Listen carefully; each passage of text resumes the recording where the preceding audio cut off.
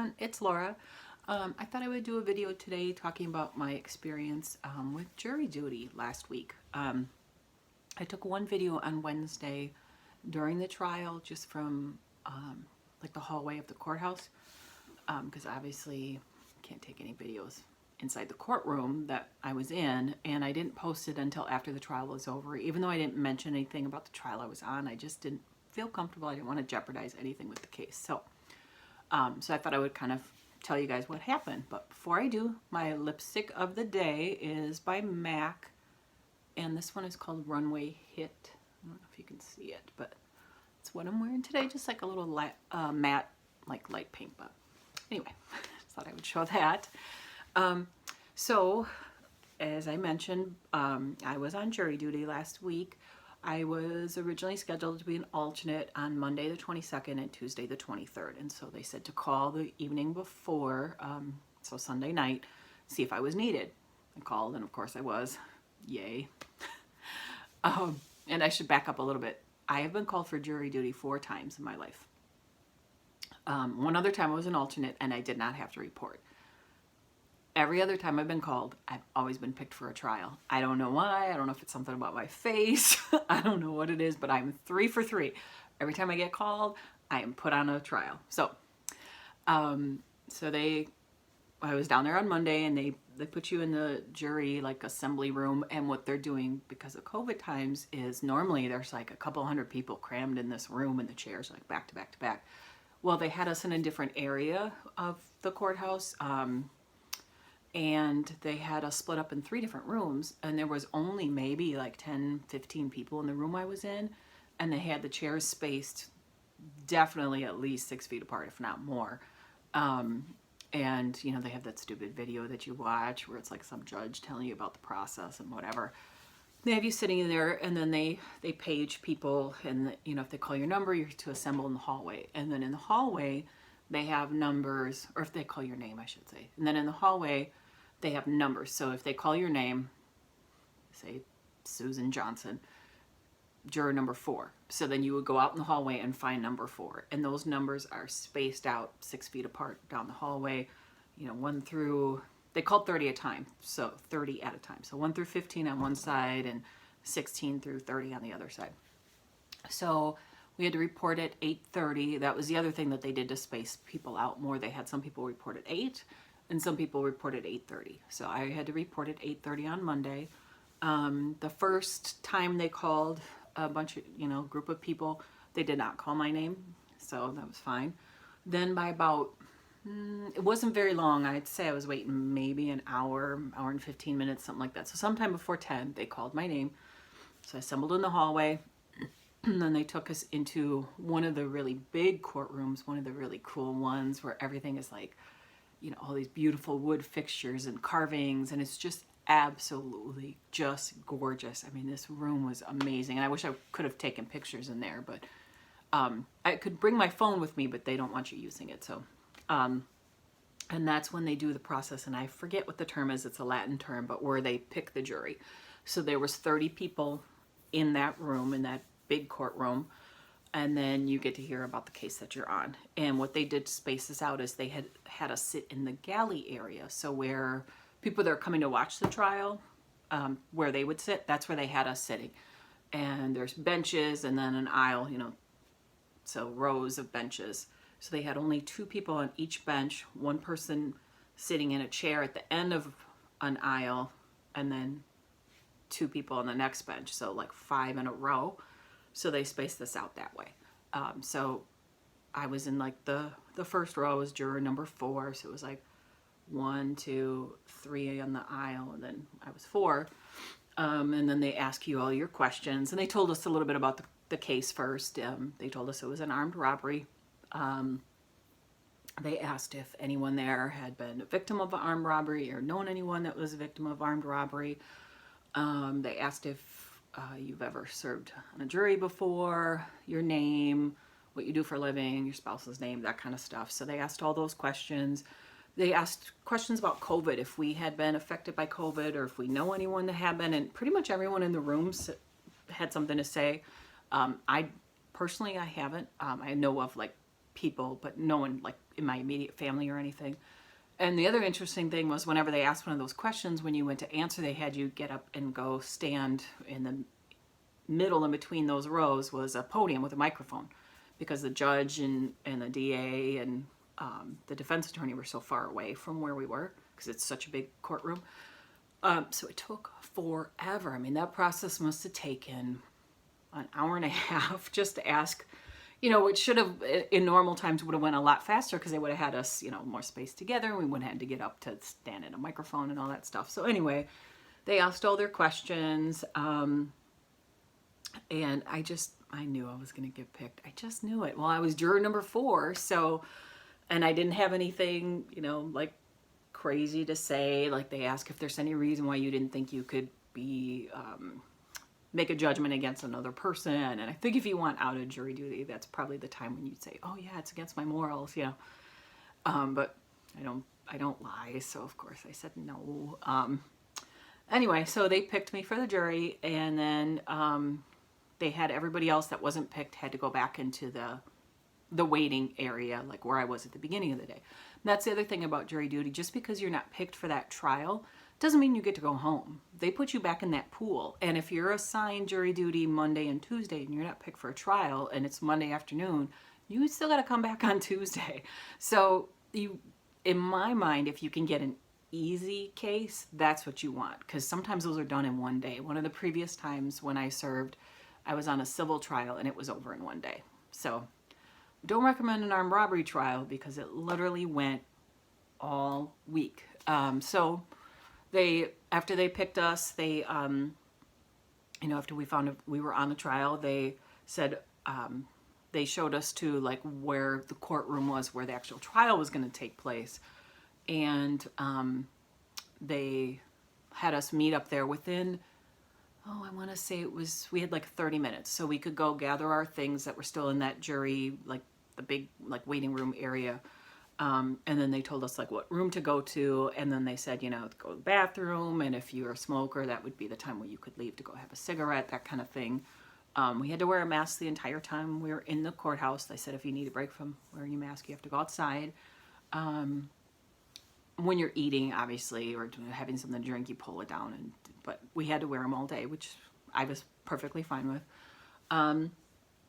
So then they had us come into the courtroom within, like I said, it was about 30 minutes, and we heard opening arguments right away. And they said they would provide pen and paper to us after opening statements, so you can't take notes during opening statements or closing statements. So we heard opening statements, and by that time it was about 12:30 or so. So they had us break for lunch. And then we heard from the victim in our case that afternoon after lunch, and her daughter. So basically, and I won't go through the whole thing because this will take forever and I would keep the video shortish. So basically what happened was there was a woman, she was in her, I believe she was 62 or 63 years old. This happened on a Saturday morning in 2019. She was going to work at 6 a.m. and she was standing at a bus stop, and she had a backpack, and inside the backpack was 2 cell phones, hers, and we never did hear who the other phone belonged to, but for whatever reason, she had 2 phones. She had a bank card, her ID, a card for like the bus, and a little bit of money, some personal items, a sandwich, and I think that was pretty much it. So she was standing waiting for the bus, and within a couple of minutes, she heard a car but didn't see the car pull up, and then a minute or so after that, she saw a gentleman, and he walked over, and she primarily speaks Spanish. She understands very little English, but he asked her something in English, and she thought he said something like, how long have you been waiting?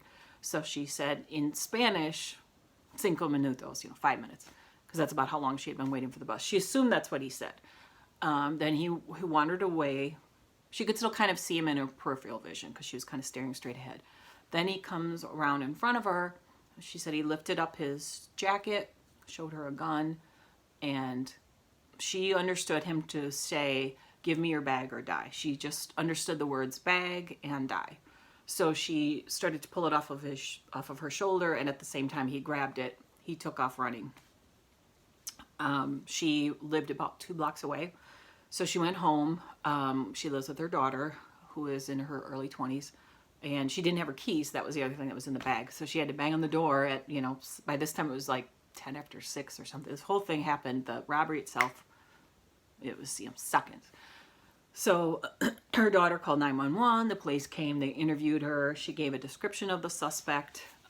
Later, they come to find out that they caught the robbery on video. There was at the bus stop where she was standing. She was in front of a store, like a convenience type of store. So the police obtained that video evidence. We got to watch that. Then they started pinging one of the cell phones using like a Find Your Phone app type of thing that her daughter had because her mom was older, so she liked to make sure her mom was safe. So they pinged the phone to a couple of locations, and at 2 of the locations they noticed the exact same vehicle. So after they saw it the second time, the police were like, that phone must be in that vehicle. So they attempted a traffic stop. The car took off, and they started pursuit. So we got to see footage of a high-speed pursuit, which is actually really cool. It was scary though. It was heart-pounding because they were going down city streets and in a neighborhood not that far from where I live. By this time it was like 7-something a.m. on a Saturday morning. At one point, the car was driving on the wrong side of the road. The police stayed on the correct side of the road, but the car was going on the wrong side of the road, weaving in and out, like would cross the median, go onto the correct side of the road, then they would go back. I mean, it was just crazy. Eventually, the police called off the chase because it was getting too dangerous. They continued to ping the phone, and then after had been at a certain location for like an extended period of time, they went to that location. They found this car that they were chasing abandoned with a bunch of IDs and credit cards belonging to other people in the car. They did find that woman's bus card. Instead of a bus pass, it's like a card now. So they found her card inside there. And she also had a paycheck from her job in her bag. They found her check in the car. Then they called in K9 units, and they found 2 suspects, and they arrested them. One was the gentleman that we were trying. He fit the description of the person in the video.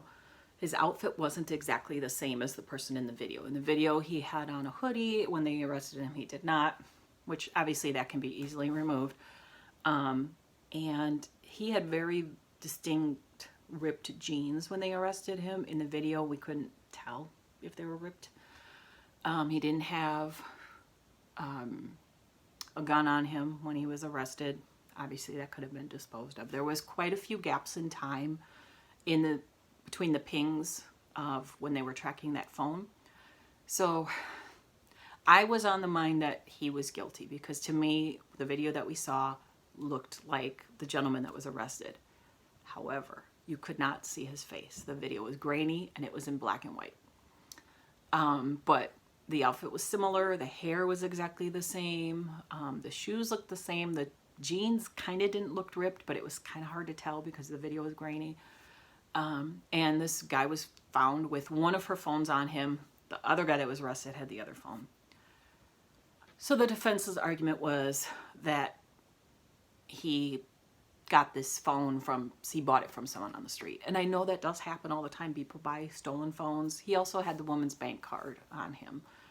People buy that kind of stuff on the street too. But it all happened the robbery happened at 6 a.m. when they found our guy that was on trial for armed robbery. It was 8:30. So 2.5 hours had passed. It's not a lot of time, but I suppose it is enough time to go out and buy stolen property.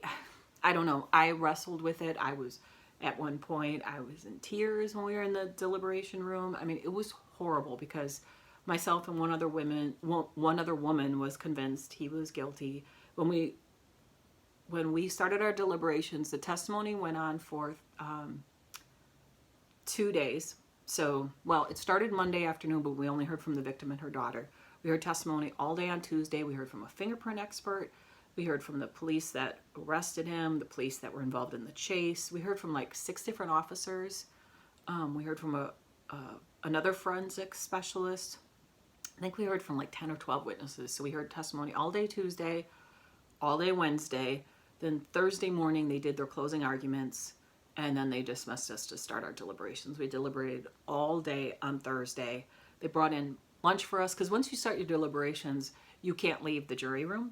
So they had to bring lunch into us. The other days we went down to the cafeteria, and I actually brought my lunch every day, so I had food there. But they brought us like water, and there's bathrooms in the jury room that we were in, but you can't leave that room once they start deliberations. They came and collected our phones, and gave them to us at the end of the day. So we didn't reach a verdict on Thursday.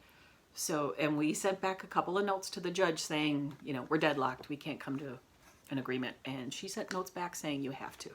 So we were like, okay, I guess we're going back at it. When we took our first vote, we were almost split 6-6, like guilty and not guilty. By the end of day, the first day of deliberations, by the end of Thursday, we were 10-2, not guilty. And myself and one other woman was guilty. And I was like, I'm not changing my mind. I'm so stubborn. I was like, no, I felt deep down, I felt like I was right. And that he was guilty. Like I had courage of conviction, I guess is the way you say it. So on Friday when we went back, people were getting angry. And that's when I got upset and was crying because I didn't want to feel bullied into changing my vote. I said, if I do change my vote, it's going to be because someone says something here that makes me think of it a different way that I hadn't thought of it before. Not because you guys are pressuring because you want to go home to your family or because you don't want to come back here on Monday or whatever it is. I was like, I have a family too. I have a job I'm supposed to be at. I mean, originally my employer thought I was only going to be out Monday and Tuesday, and I was out the entire week. So they apologized to people that were kind of getting loud and boisterous. Like there was a point where people were standing up and saying, you need to explain to me why you think he's guilty. I'm like, I already did. I had been explaining it all day. I haven't changed my mind, So what finally made me change my mind was somebody, one of the other jurors said, in the video that we watched, we saw the victim on the video. You couldn't see her face. If they didn't tell you that that was the victim, could you have said for sure that was her? And I was like, well, no, but it doesn't matter. We know it was. She said it was her. But they said, so if you can't say for sure that that's our victim, how can you say for sure that the defendant is the one that robbed her?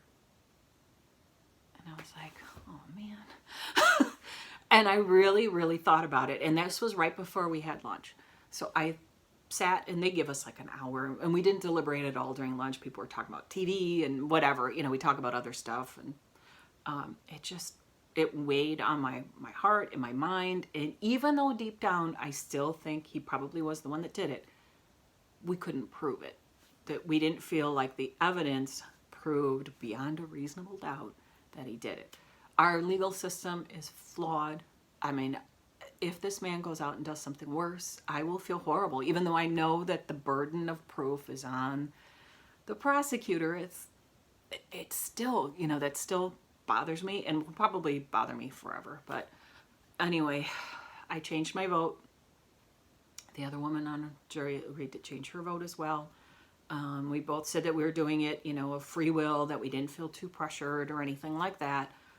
And by that time, it was about 1:15 or 1:30, something like that.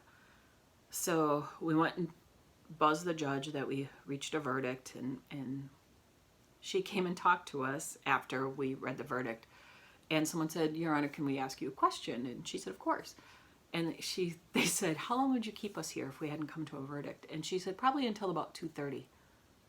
And then she would have declared a mistrial. That made me so mad. I was like, I wish you never would have told me that. In other words, if I would have held out for one more hour. Now, that doesn't mean he would have been let free. They probably would have tried him again, and it would have been someone else's problem, and somebody else would have had that guilt. I mean, like, I had trouble sleeping, mostly Thursday night. Like, Wednesday, I left Wednesday pretty confident that we were all going to say he was guilty the next day.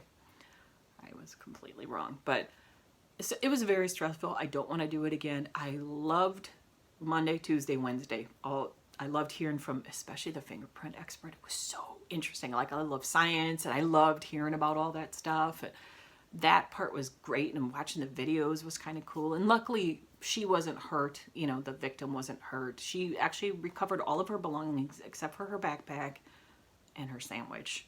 And I think she had to replace her ID. She didn't get her ID back either, but she recovered her bank card, And she got her paycheck back, and she got both of her phones and her bus pass card. But still, it was a horrible crime, and it could have been a lot worse, you know. So that's my jury duty story. Was a very long week. I got home, so I don't think I got home till almost 3 o'clock on Friday, even though we were done at like 1:30, because then we had to go find jury management and get our letter saying that we did our service. And the courthouse is not that close to my house. It's probably, well, it's maybe 12 miles, but by the time you park, and it's downtown, and you know, it's a hassle. You do get paid. You get about the equivalent. It ends up being $25 a day, but I paid $12 a day to park, so it's not like I made a lot of money. Although my employer pays me during that time, so, which is good. But I did my civic duty. I did the best that I could. I still don't feel great about the outcome. But after talking to the other jurors, I understand why they voted the way they did, and that's why I was willing to change my vote. And I just pray that maybe this guy will turn his life around. We don't know. Anyway, sorry this has been a really long video, but I wanted to tell you guys about my experience. Feel free to ask any questions below about the whole process. I mentioned in my other video, I forgot to mention it here, but in case someone didn't watch that one, when we had the actual trial, we were sitting in one of the regular courtrooms, not the big beautiful ones, and we were sitting in a jury box just like you see on TV, and they had plexiglass dividers in between us. They did ask us if we felt comfortable with that because of COVID, and if anyone said no, they would have dismissed them from this case. And everybody said it was fine. We had to wear our masks. The judge had plexiglass all around her bench where she was sitting. The witness stand had plexiglass. And then the district attorney and she had a detective sitting with her were sitting at a desk with plexiglass in between them. And then the defense attorney and the defendant were sitting at a desk with plexiglass between them. Court reporter had it around her. So, I mean, they had us as separated as they could. When they passed around like pictures of things for us to look at, then they passed hand sanitizer down the row for us to sanitize our hands. So they did everything they could to like keep it as safe as possible. But anyway, sorry, I've been rambling. Like I said, if you have any questions about the process or about the case or whatever, but hope you didn't find this too boring. I found it fascinating. I still don't feel good about how it ended, but the whole process I thought was fascinating. So I hope you liked this video. I will see you soon in my next video.